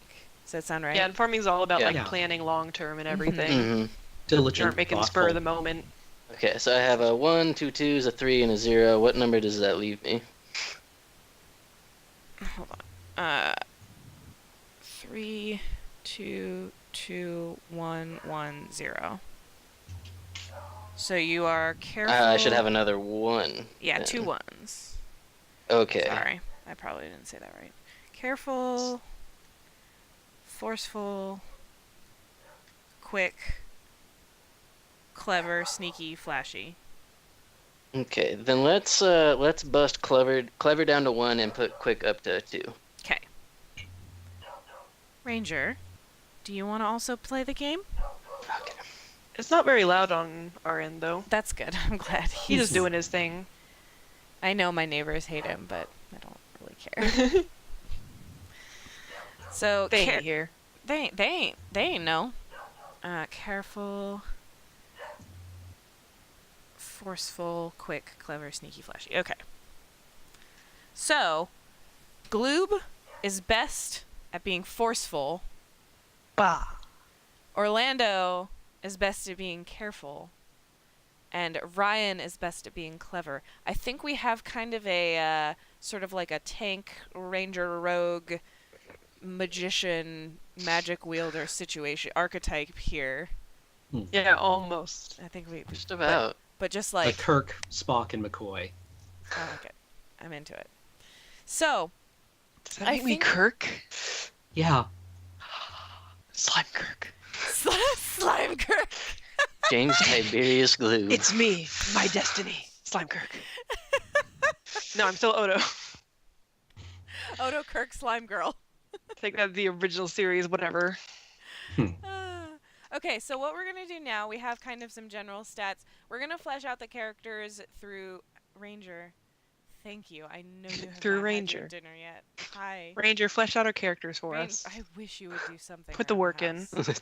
Vacuum, do the dishes, do some of Flesh the out my D&D character. work, or lay down. Thank you at least Blah. for stopping barking. Anyway, so we're going to get the character sheets all rolled up. We will announce as soon as we get it planned when the next actual when this was sort of session 0. Expect much more like production value and all of that now that we kind of have an idea of who we are, what we're doing here, a little bit about the world. You guys hold on just a second. Let me come over to the stream real quick.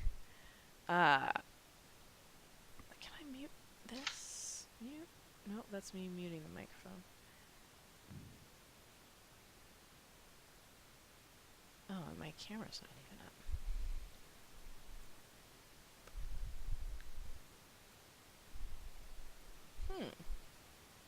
Oh, it's because it's being used by Skype. That's why. Okay, so, Skype friends, if you're all available in like a half hour, we can like reconvene and I'll just say goodbye to stream. Make it all work that way. Does that work? Cool. Wait, in a half hour. Wait, so the stream's still gonna be going? I'm saying goodbye to the stream.